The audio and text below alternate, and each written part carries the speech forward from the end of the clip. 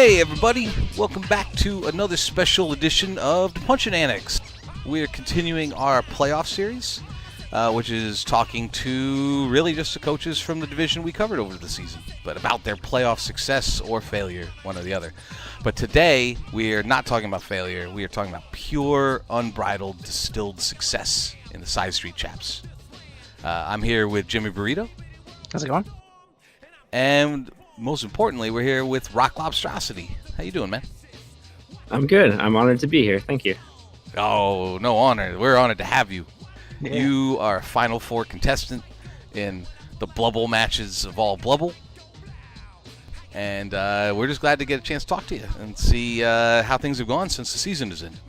I appreciate you having me on. Oh, you got it. So I guess first and foremost, let's go ahead and have you introduce yourself and your team. All right. I'm Rocklobstrocity. I coach the Sidestreet Chaps. They're a first season Dark Elf team. Yeah, the green and red armored Dark Elves. And they have sweet team names or player names. Oh, you guys gotta say that. I can't compliment my own names. You should always compliment your own names. What what approach did you take when you were building these guys out? Like, what was kind of your philosophy of like, this is the kind of Dark Elf team I want to make? So, I probably don't have as much experience as a lot of the coaches in here. Still kind of finding my play style, I think. But with Dark Elves especially, I think I tend to be more like bashy than I think some people play the team. Yeah, so I think generally, I've surprised my opponents in some situations by maybe be more reckless and sticking my guys on them more than they'd expect. And I think in some respects, my skill selection might reflect that. Yeah, well, I gotta jump right in. Note Charm Bracelet, who we led the preview of the season making fun of.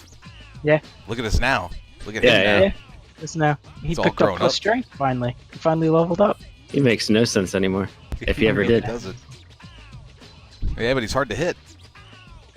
Yeah, I couldn't pass it up. I was almost going to pick dodge instead of it, but I could not do that. Well, I mean, I'm a big believer in kind of following your heart when you play Blood Bowl and having fun and playing it the way you want to play it. There's a lot of argument about the right way to play Blood Bowl, but I don't Shove it. necessarily. Yeah, I don't know that I agree with the right way. You play the fun way. Yeah, I'd rather have a fun, weird team than a perfect cookie-cutter team, I think. Well, I think it's valid. And going up against New Year Norse next week, I think. You are, and that's the a hell of a epitome of team. That's gonna be rough. Yeah, I was mean, watching they his think they game have- against Squiggy. That was incredible. But he epitomizes the random skill choice, I think.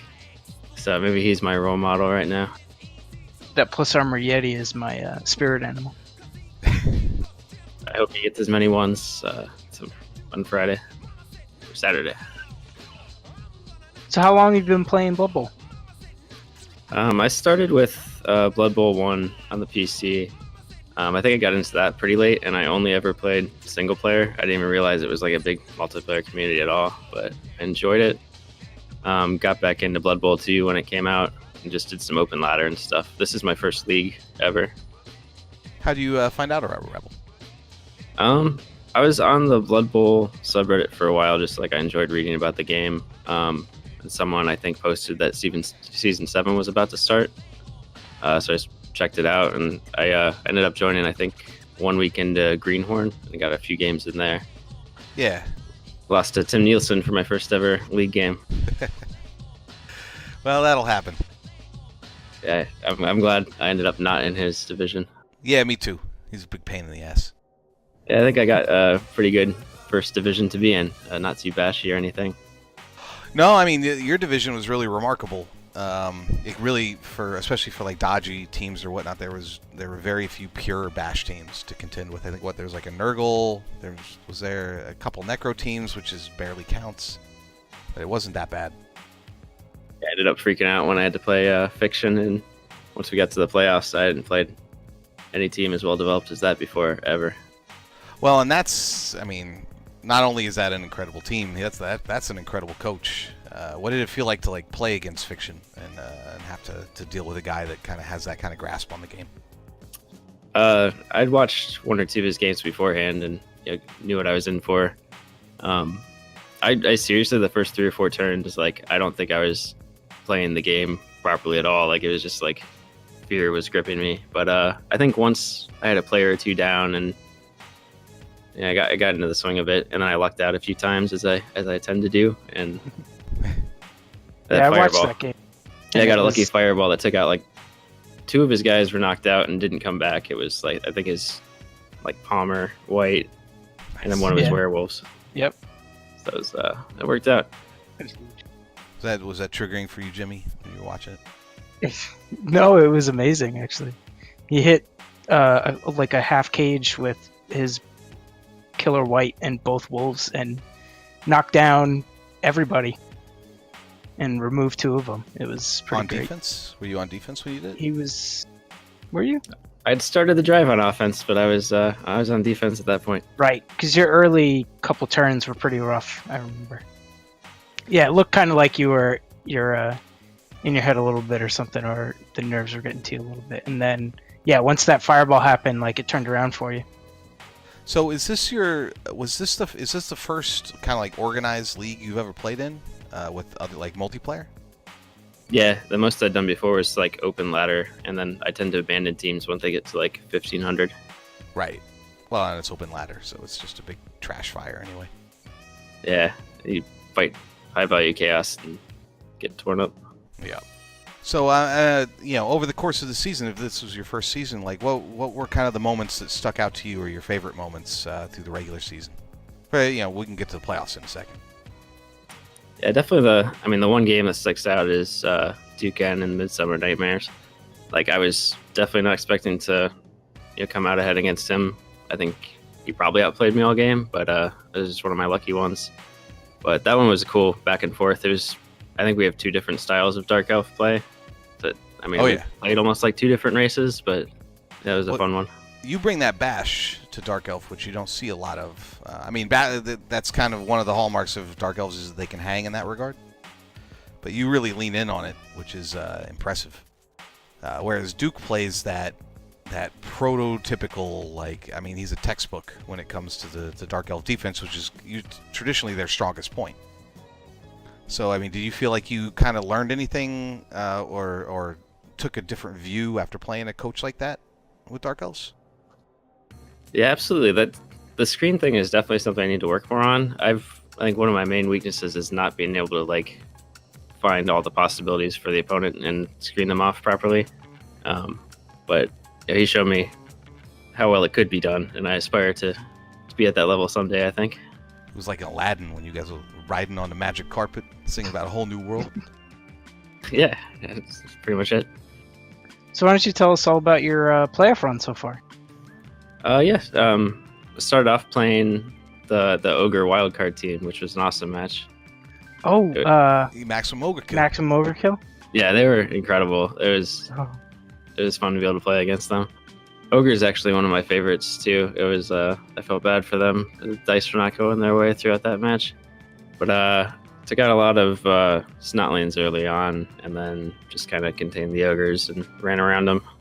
So that was the one I was like, I might be able to beat this team. They're Ogres, so and they might just blow up. Yeah, so we were, I think we were like mirror divisions too. We were both like 5s in REL. They were in D, right? Yeah, they were in our other division. We covered them. It was a crossover match. Yeah, he was my pick to make playoffs, which he wound up doing in a roundabout fashion. He was real close, so that was awesome. Yeah, he's a real good Ogre coach, and I think he's the only Ogre coach, by the way, of all of them this season that's sticking with it and is going to bring that team back next year. So that's pretty exciting. But yeah, if this team, if the Chaps happen to die brutally in one of these games, I was thinking either Ogres or humans for next round. Oh, we're big fans of humans around here. And Ogres. And Ogres, yeah. But humans have Ogres, so it's synergy. Gotta have an Ogre. I think right now your team is set up that something drastic would have to happen for you to need to re-roll them. They look pretty well set up for a couple of season run.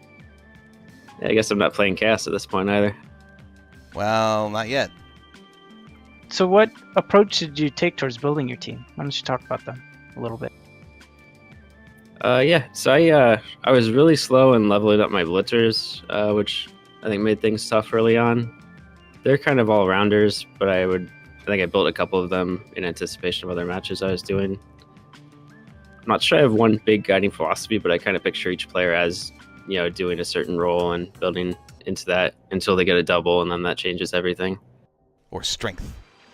Yeah, so Lazy Plum definitely stood out pretty early on with that strength thing, and he's leveled up pretty fast since then. I lost my cool Juggernaut Witch Elf, and I've got this. My other one got Mighty Blow though, so that's gonna work out pretty well. Well, it's even looked like he's gotten quite a bit of SPP just since you added Tackle to him. So I guess he's running around killing snotlings and skinks and shit like that. He actually got Tackle last game. Oh, that right. He had vampire like a game was- 12-point game or 10-point game or something, right? I took out a ton of thralls. It was an insane game. So, I mean, a lot of people have given you a hard time on your way here to the Final Four. But you've beaten some really good coaches and some really good teams. Like, where's your mind at going into these last two games, potentially? I mean, I guess you can only focus on one at a time, but, how are you looking at it? I keep trying to do what I've been doing. Norse, I feel like, might play into my wheelhouse, just because if their armor doesn't hold up, I think I can probably hit them well enough where I might stand a chance on their mules. I've also got a decent amount of inducements coming up, so I can maybe use those to get something on him. Brazzers, though, if I end up playing them, if I were to win my Norse game, I would be terrified of playing Brazzers, and I'm not sure what I could do against that. I mean, orcs are the best, so it's an understandable position to be in. And they can do what I do, I think, better than I can. So, well, but they can't screen off, and they can't pull off and disengage the way that you can. They're not as fast. They also can't move the ball the way you can. Yeah. So you gotta take advantage of that speed, your ability to disengage, and your ability to actually move the ball between players, without the skills. And I'm sure he's got some skills to do that. I haven't looked at Brazzers in a minute, but Superfed's like Big Papa to us orc coaches. Yeah, I'd be honored to play him for sure. That'd be a fun one. Well, I mean, who's he playing? Yeah, it's another Norse team. Oh, it's another Norse team. So maybe you get two Norse, or maybe you get Norse and orcs. My advice is with the Norse, realize that the way to be successful with Norse is they lean in on that blocking game, since they got block across the board and then a bunch of million other skills, including frenzy. Use your ability to disengage to put them in a bad position, while using your bash to do things you do. And look for the chain pushes. Watch out for those. Yeah. Keep an eye out, because they are the masters of chain pushes. Is there anybody that has more natural frenzy than Norse? Corn demons. Right. But they're not in Blood Bowl 2. So. But that was my favorite for fun team in Blood Bowl 1. Sweet. So, I guess we won't keep you too much longer here. So, especially as a coach, I think it's especially valuable as a guy. This is your first real tournament or even season in a multiplayer league, and coming as a fresh roll team, especially with such a deep run. Like, what advice do you got for the next generation of new players to Rebel coming in? Who are looking to start out and follow in your model. Look at you like as a role model, like Jordan up on the side of a building somewhere. I think what I did is I came in every game. You just gotta expect your players to be disposable. Like, don't be scared. Throw them some linemen. I think you gotta treat it as a learning experience at the start, and maybe you'll luck out like I did. Early on, I didn't expect to go anywhere, near the playoffs or anywhere in my own division. There's a bunch of really good players out there, and I think just focus on learning from them at the start, and then see where your luck takes you. Yeah, I think that's a good way to look at it. I do think a lot of players struggle with understanding the disposable nature of players. I certainly do, and that's why I play orcs. Well, hey, thank you very much, man, for coming by and talking to us. Naturally, I think Jimmy and I are both pulling for you. Yes. Rooting for you, man. Appreciate it. We're just waiting with bated breath. Do you know when you're playing your game? Is it scheduled? Yeah, I think we're doing Saturday at 1 p.m. Eastern. Oh, man, that's exciting. 1 p.m. Eastern, huh? Yeah, we got 2 Eastern coaches this one. Nice. Yeah. Maybe I'll see if I can. Watch that. Maybe I can see if I sneak in on that cast, and I'll just homer for you the whole time. Yeah, I could use that. I know. Get all That this. might be the one this I'm old not too guard out. embarrassed to go and listen to afterwards. Oh, don't. Here's another piece of advice. All these suckers, they ain't playing in the Final Four. You are. I appreciate it, man. You got it. Well, hey, so thank you everybody for tuning in. This is a special playoff edition of the Punching Annex. And this is Rusty Seabutter signing off. Jimmy Burrito. Bye, everybody. Goodbye, everybody.